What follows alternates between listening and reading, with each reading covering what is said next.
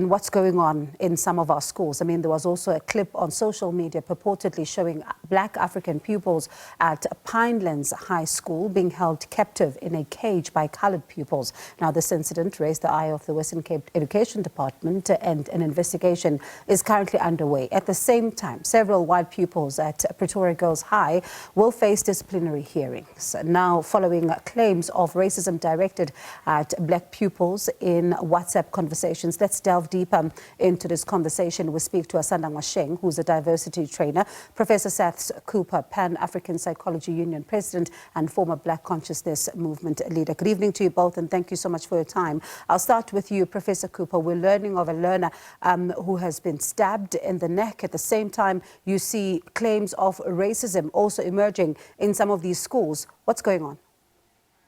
We're a very violent society. We've always been a violent society. I think the oldest amongst us recognize that. Very little has changed to bring down the levels of violence, and our school system is appalling. We have not dealt with the flip side of violence, and that is racism, which has been endemic in our society from the time of colonization, entrenched during apartheid. We have all sorts of Chapter 9, 10 institutions. None of them deal directly with race and creating the necessary relationships. The most that all of us do in our lives is relate to other people. And we're not engaged in our schooling system.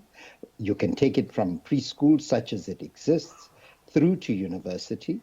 And all of these spaces are filled with residual racism. And whenever young people find themselves in the safety of their own cocoons, like social media and this so-called auction, they feel confident enough to replicate that which they pick up at home, in recreational spaces, and in our schooling spaces.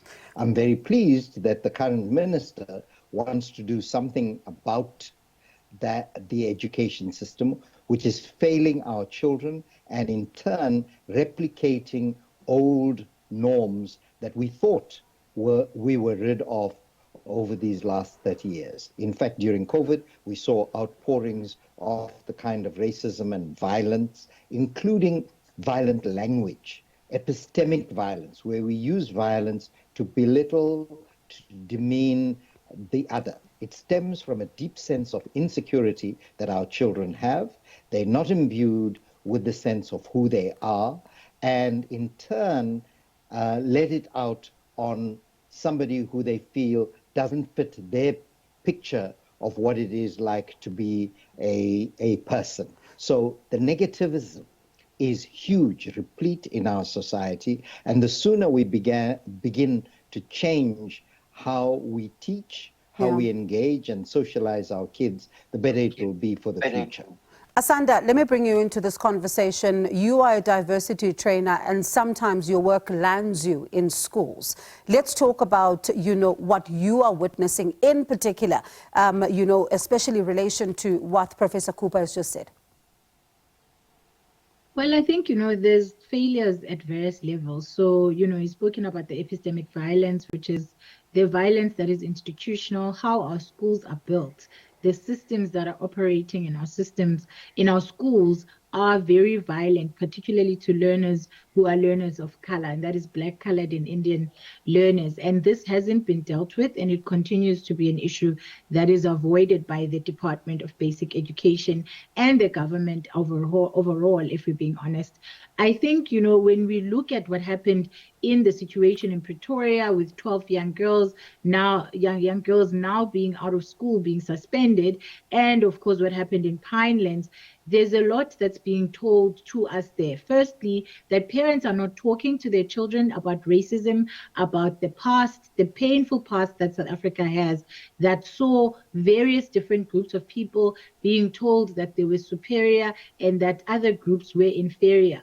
For me, one of the most heartbreaking is hearing about what happened allegedly at Pinelands High School in Cape Town, where colored students were seen on social media enslaving effectively Black pupils. And this is harrowing for me because it shows me that parents have not done their job of talking to their children about the past, because these are effectively descendants of people who were enslaved. We know that, the colored population is made up of mainly, people who were enslaved from Malaysia and people who were enslaved from the African continent. We also know that, some of the other slaves came even from South Africa, where children were kidnapped from their families and were told or said to be orphans and then shipped off to be enslaved in Cape Town and far off places from where they come. And so you have the descendants of slaves now effectively acting out the trauma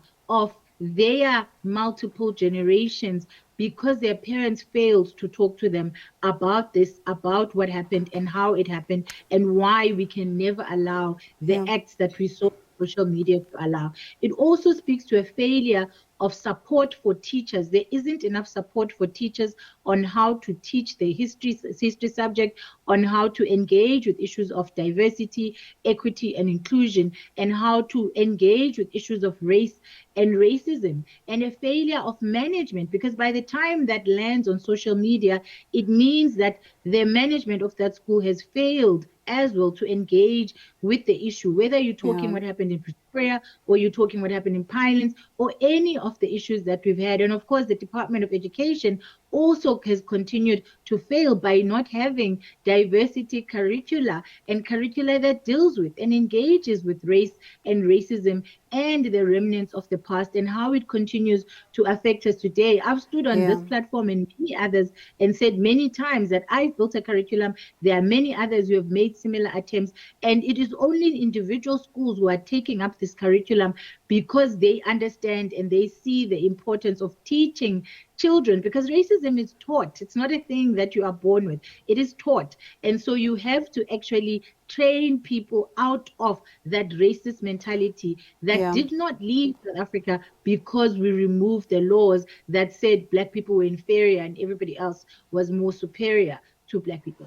Prof, in light of that and what you've just said as well about this being symptomatic of attitudes within certain sectors of society, a step back in history. I remember when Paul Mashatile, for example, who's now the country's deputy president, was Minister of Arts and Culture, there was that Social Cohesion Summit, which was held in Kliptown. Fast forward, we've seen various of them in bits and pieces, but it doesn't seem that we're moving the needle. Where are we failing? We're failing because we have not had the commitment to maintain, and I mean, what Deputy President Mashatile did was an important step, but it hasn't been carried through. You can have all the summits in the world, and last month we had a celebration of the Freedom Charter. Now, the president in his inauguration talked of some of those aspects. If 1/10 of that Freedom Charter were implemented across the board, not merely in schools, I will take a vow of silence and shut up. But the point is, we don't have the ability, the will. We're not using the expertise that is clearly available. The Asandas who have been in this kind of space, and I who have done this from the 80s, talking the same cracked record, we don't listen to the problems. We don't listen to our children. Indeed, we don't engage with our children in the way we should. We leave it unto the educators, and they are hopelessly trained across the board. Let's be honest here. We have reduced our ability to educate, to instill the values that all of us claim we instill in our children. Instead, the symptoms that our children bear come from adults behaving terribly. And we've got to put it squarely at the lot of our political and then our other leadership across the board. There is no space for racism, for other forms of violence, for sexism in our society. No summit is going to deal with it except experts coming together. We have written, the Psychological Society has written to former President Zuma to the current president, not even a response. We've had July 2021. We have Pretoria Girls High School again in the news. You'll recall there was the hair incident when Juleka Patel, that early teenager, protested about her hair. And instead of dealing with it, I mean, ministers dropped their children off and avoided the demonstrations. So we are leaderless, unfortunately, in the education, in the training, in the socialization space. And ironically, today, I'm going to off-take what Asanda said. Today is the 350th anniversary of the death on Robben Island of Krotoa. That little girl who was taken in her prepubescent days into Van Riebeck's house. And she was eventually banished and othered. Now, there's something about our history which we are missing. We're not making it accessible so people can understand where they've come from. Otherwise, the horrors of the past are going to be visited on the children and it persist in our future. We cannot afford it. So Asanda, then, you know, in light of that, especially when it comes to our history and making it accessible and everybody talking about it, that also goes a long way, I would say, in order to be able to help possibly to shape even where we are going and have some of these uncomfortable conversations. Yes, we can't just simply put out a history curriculum. We have to train people on how to deliver this curriculum. We have to train people to be able to deal with the issues that are going to come up when you engage with this curriculum. And we need to be having conversations as South Africans about our history, because remember that we don't even have a common understanding or agreement of our history. Some still speak of colonization as a good thing, as if it brought, you know, roads and all these things that they claim to be the things that came from colonialism, not understanding that Africa had cities long before the cities of Europe, which are not spoken about in the curriculum. And so young people don't know themselves as coming from great kings and queens. And I don't want to romanticize, you know, pre-colonial Africa, but we were great people and we can and continue to be able to be great people, but we cannot become who we've always been if every message that we are given in society is that we were slaves, is that we deserve subjugation, and that we could not handle ourselves or govern ourselves. So we needed come all the way from Europe to come and tell us what to do. And so until we deal with that, we are not going to go very far. Until we deal with the fact that we have a hierarchy of apartheid that continues to this day in people's heads to make them believe that the most important person in the world is a white man, followed by an Indian man, followed by a colored man, and that the black man or the African is the bottom and deserves the worst of the worst, we are not going to go far. And so this is why the work that we do as diversity experts is important. And unfortunately, instead of embracing us and working with us, many are actually doing the opposite and are fighting against us and are working very hard to besmirch our names and to defame us, including political parties like the Democratic Alliance, who has been very clear about not wanting DEI to happen anywhere in this country. And it's sad that they are now leading the very Ministry of Basic Education. And I can promise you that they are not going to make any changes that are going to lead us to the promised land, because they don't even understand or believe that there needs to be these conversations. And so we are going to find ourselves running around like headless chickens until we face head on the reality of South Africa's legacy and South Africa's past. Because if we don't talk about the past, then we cannot explain the present to children.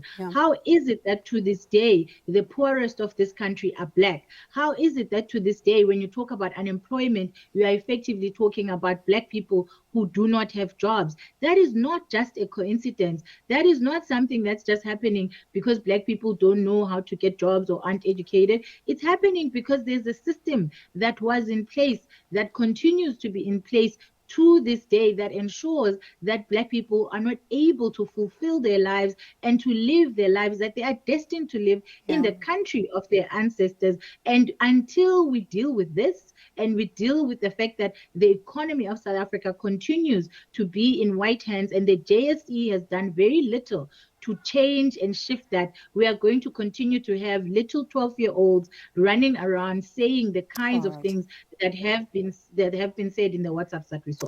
Yeah, let me thank you both for your time. Certainly, you know, one of those conversations that we often circle back to, but certainly something needs to be done. That was Asanda Ngoasheng, the diversity trainer, Professor Saths Cooper, Pan-African Psychology Union President and former Black Consciousness Movement leader.